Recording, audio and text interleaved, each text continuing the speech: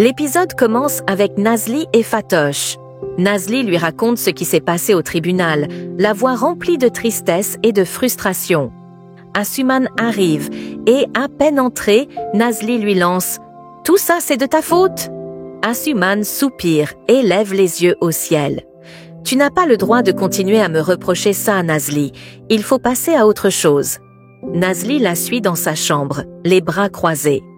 « C'est fou comme tu as cette facilité à vivre avec les conséquences de tes actes, alors que tes décisions ont bouleversé la vie des gens. » Asuman soutient son regard. « J'ai peut-être commencé cette histoire, mais c'est ta photo avec Ferit qui a tout précipité. » Nazli explose.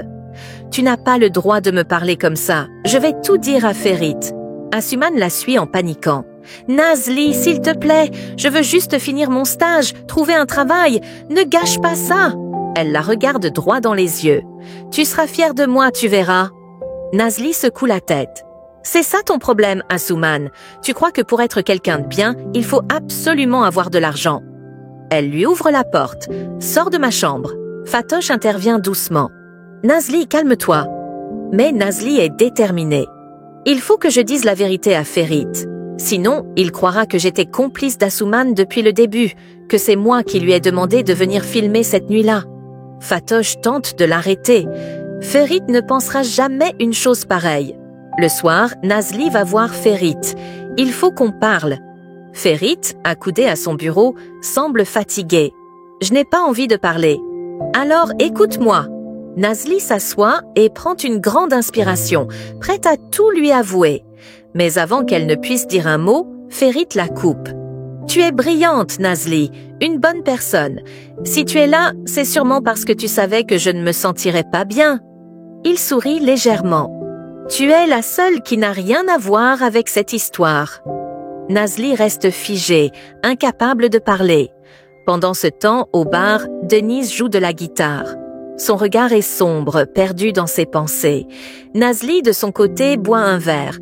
Ferit la regarde, inquiet. « Tu ne supportes pas l'alcool? Arrête de boire. » Nazli rit doucement. « C'est toi qui m'avais dit ça, non? »« Oui, mais je ne t'avais pas cru. » Elle fronce les sourcils. « Pourquoi ?»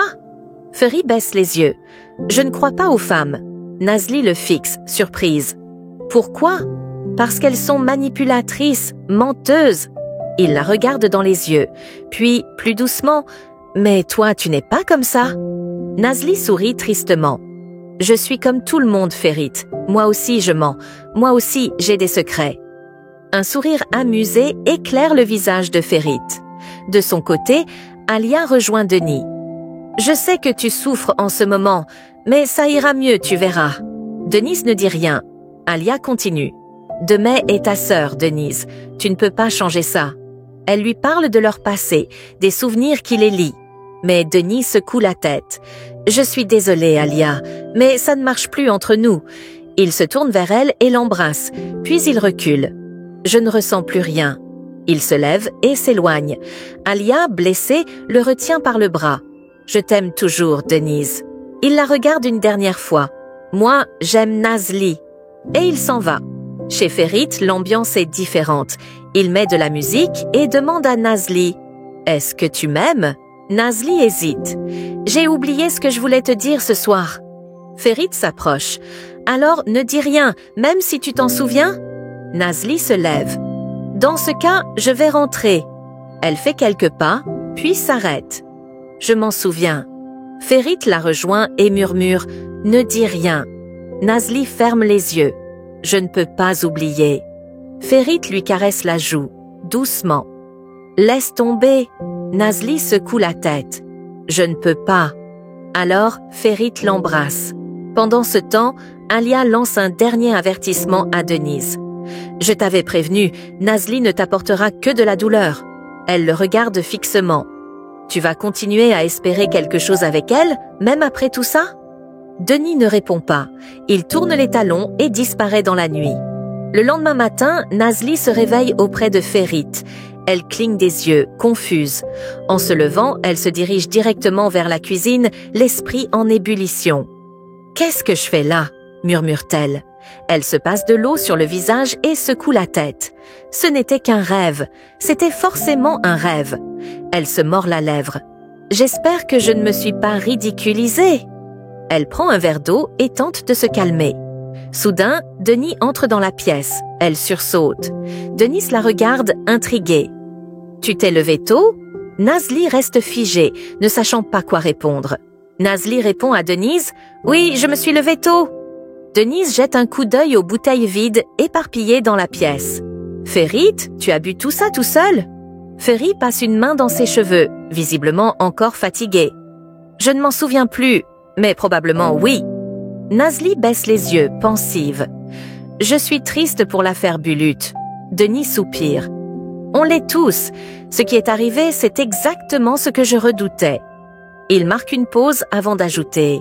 « Les photos de vous deux ont aussi influencé la décision du juge. Ils ont cru qu'il se passait quelque chose entre vous. » Nazli secoue vivement la tête.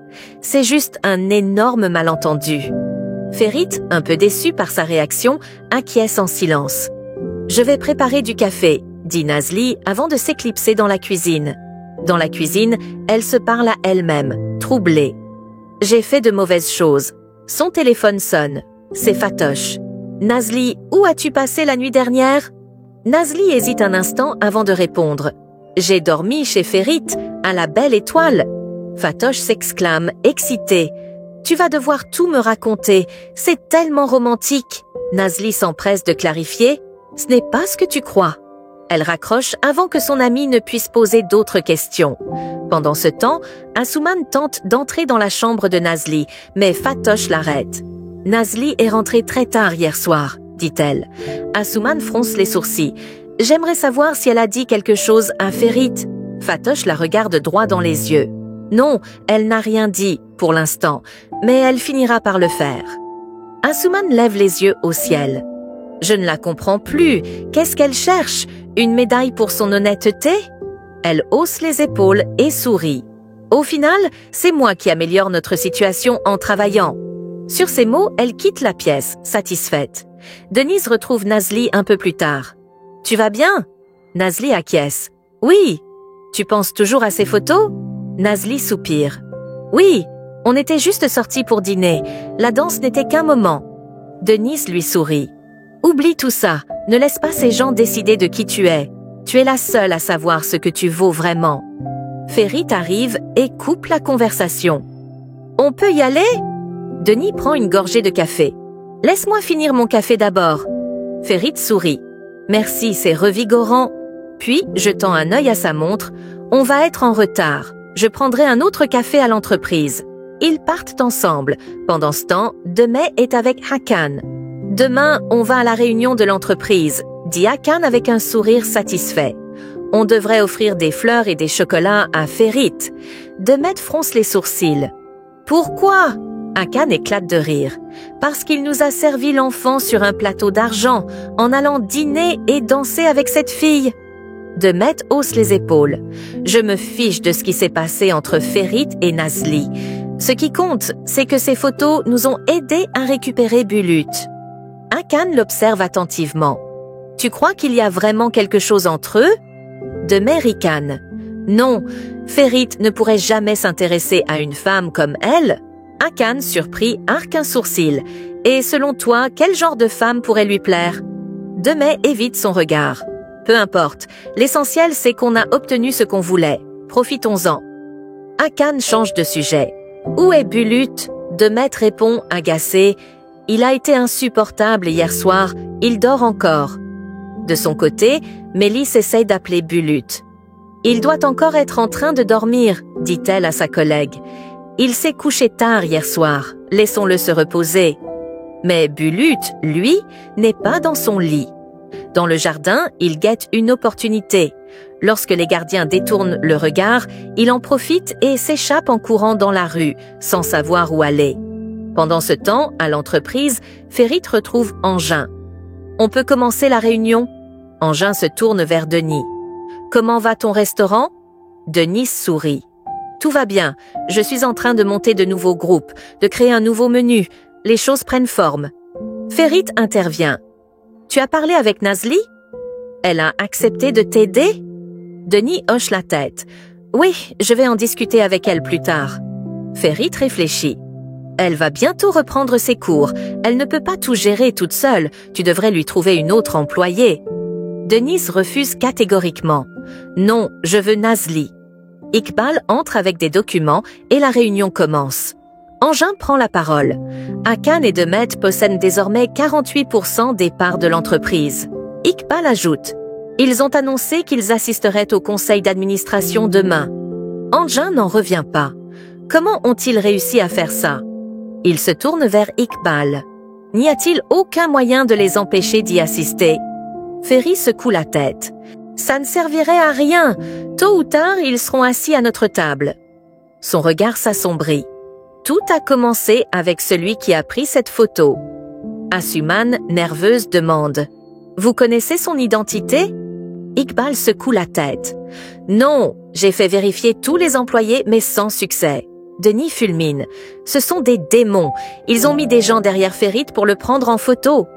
Ferit lève la main pour calmer son ami. Oublions ça.